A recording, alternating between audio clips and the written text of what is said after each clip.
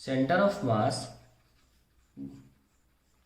Of semi circular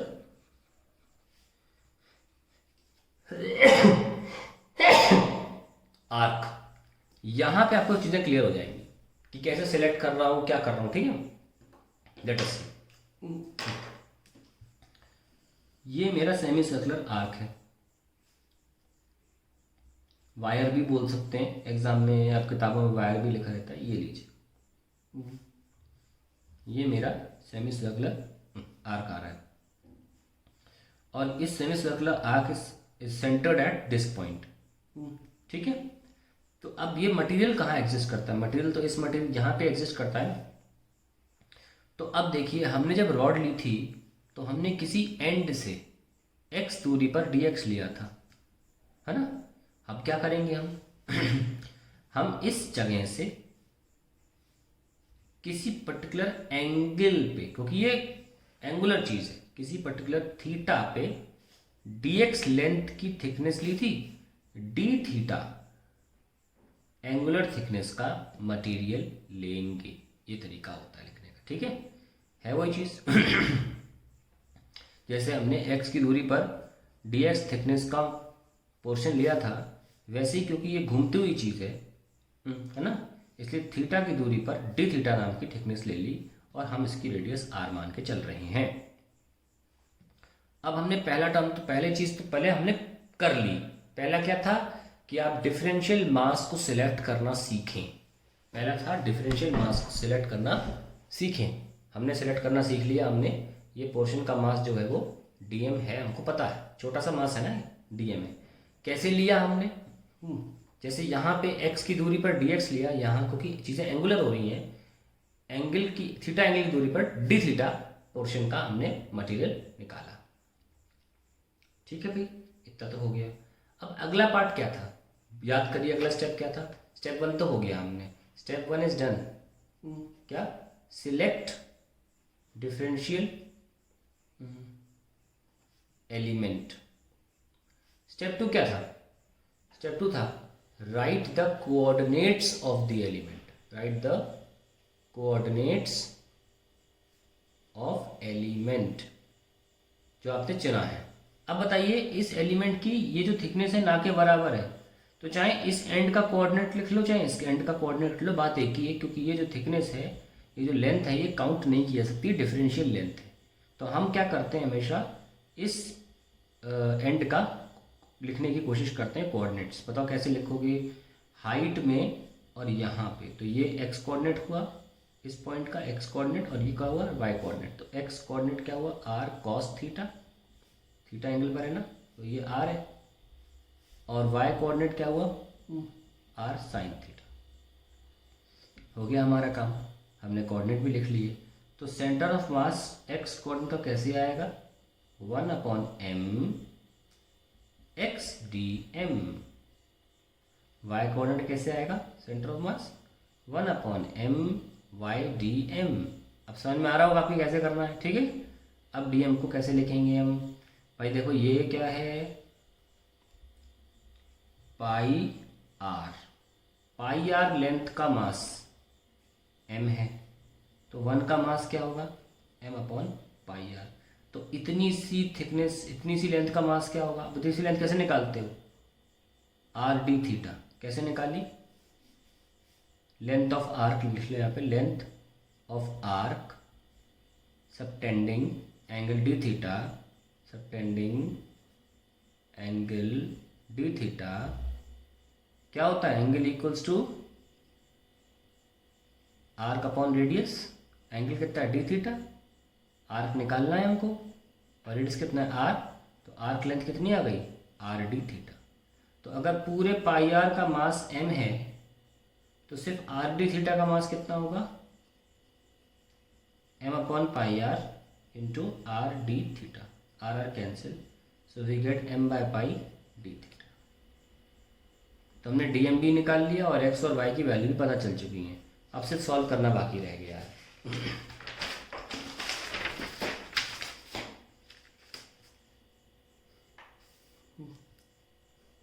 x centre of mass, x centre of मास का x coordinate 1/m x dm।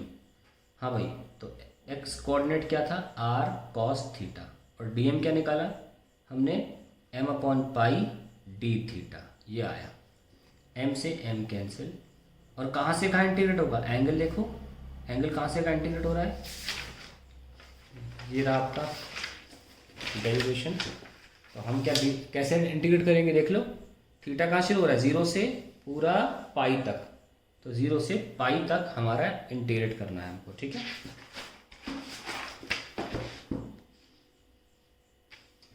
0 से pi तक, तो r upon pi cos theta d theta 0 से pi तक। So are upon pi into cos theta क्या होता है, sine theta, 0 से pi, r upon pi into sine pi minus sine 0 which is 0।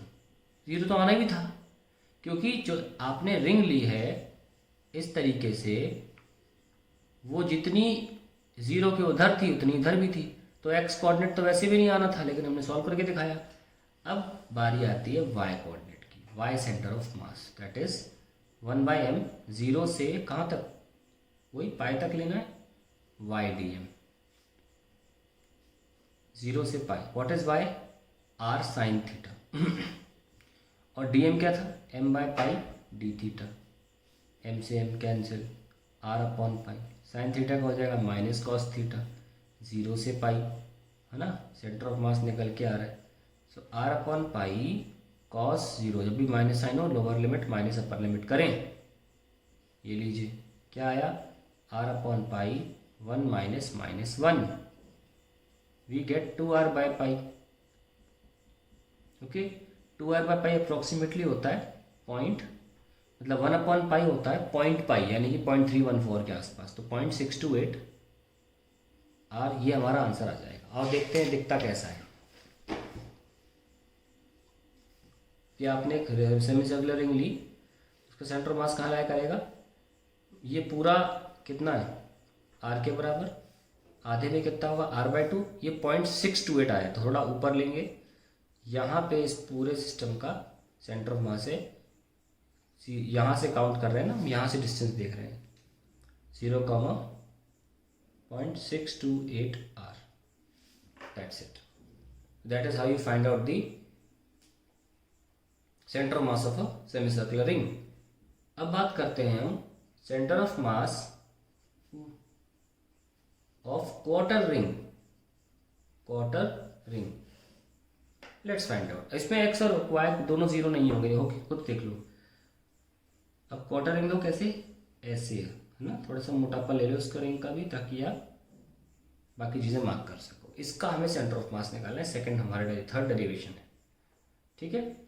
तो क्या कॉन्सेप्ट क्या है, taking a differential mass dm, ये लीजिए, ले लिया, at an angle theta of D theta, ये लेंथ कितनी है, angle equals to arc upon radius के हिसाब से आर डी थीटा। इसके कोऑर्डिनेट्स क्या होंगे, कोई फर्क नहीं पड़ने वाला, आर कॉस थीटा, क्योंकि थीटा के साथ वाला आर कॉस थीटा होता है, और ये लंबाई कितनी हो गई, आर साइन थीटा। तो एक्स कॉमा वाई किससे बनते हैं, एक्स कॉमा वाई क्या हुआ, R cos theta comma R sine theta, ये हमारे एक्स और वाई कोऑर्डिनेट्स हो गए। Now let's start writing, X centre of mass 1 upon mass X D M, 1 upon mass X coordinate, coordinate होता है coordinate, ठीक है, ध्यान रखना, R cos theta into D M. अब जल्दी से डी एम निकालो, कैसे निकालोगे, ये लेंथ कितनी है, पूरी आधी तो पाई आर होती है, पूरी 2 पाई आर, आधी पाई आर, चौथी क्या होगी पाई r/2। सो पाई r/2 का मास है m, तो आर डी थीटा का मास कितना होगा, m upon pi r/2 into r D theta, r से r कैंसिल, वी गेट 2m/पाई डी थीटा। ये आप यहाँ रख दीजिए, 1/m r cos theta into 2m/पाई डी थीटा, m से m cancel, so we have 2r/पाई cos थीटा डी थीटा। कहाँ से कहाँ जा रहे हो, 0 से 90, 0 से π/2, यहाँ लिख दो, ठीक है। शुरू करते हैं, 2r/पाई कॉस थीटा क्या होता है, साइन थीटा, 0 से π/2, सो 2r/π into sine π/2 minus sine 0, I get 2r/π, that is the final answer. ठीक है, तो x कोऑर्डिनेट पहले 0 आया था क्योंकि अब x के सारा कुछ इधर की तरफ है ना, 0 किधर की तरफ है, तो अब x 0 तो आ नहीं सकता। सिमिलरली क्योंकि y का इंटीग्रेशन भी सेम रहेगा, कुछ नहीं करना है, देख लो y/1/m, x क्या होगा यहाँ पे, r साइन थीटा dm, मैं कर देता हूँ, जगह भी है मेरे पास, ऐसा नहीं जगह नहीं है। ठीक है, r साइन थीटा और dm तो सेम ही रहता है हमेशा, date is 2m/π d theta. ठीक है, मैं बोल रहा हूँ, दिख नहीं रहा तो मेरी आवाज़ सुनकर समझ जाएंगे। ये m से m cancel, 2r/π sign theta का होगा माइनस का कॉस थीटा, 0 से π/2, सो आई गेट 2r/π, जब भी माइनस साइन हो lower limit minus upper limit करें, cos 0 माइनस cos 90 0 होता है, ये लीजिए, cos 0 1 होता है, आंसर क्या है 2r/π। सेम तो आना ही था क्योंकि जितनी रिंग यहाँ है उतनी रिंग ऊपर है, तो सेम तो आना ही था x और y कोऑर्डिनेट्स। किसी एग्जाम में जाओगे तो डायरेक्ट भी लिख देना, अगर हम लोग भी देते हैं अगर स्कूल में, तो आप डायरेक्ट लिखो similarly y equals to 2r/π, करना नहीं सॉल्व, क्या लिखोगे, similarly y equals to 2r/π, कोई फर्क नहीं पड़ना, ड्यू टू सिमेट्री भी लिख सकते हो। ठीक है, अब हम दिखाते हैं कि दिखता कैसा है ये।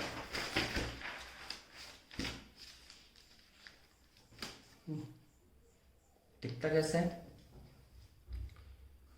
ये आपने रिंग ली थी तो 2r/π 0.628 पहले आ चुका होता है, तो ये इतना r है ना, तो 0.628 मतलब ये 0.5 और 0.628 यहाँ पे ऐसी 0.5 0.6, ये यहाँ पे कहीं इसका सेंटर ऑफ मास इस रिंग का लाई कर रहा है। आप ये नोटिस करते रहिए कि सेंटर ऑफ मास ज़रूरी नहीं है वहीं एग्जिस्ट करता हो जब मास हो, क्योंकि ये एक मैथमेटिकल कॉन्सेप्ट है। ठीक है ना, इसमें ये साबित होता है कि पूरी बॉडी की जगह एक ऐसा पॉइंट है जो बाकी पार्टिकल्स का सब्स्टिट्यूशन रोल प्ले करेगा। ठीक है, तो ये सारा कॉन्सेप्ट है, आगे चलते रहेंगे derivations. Now we are going to do it for a disc.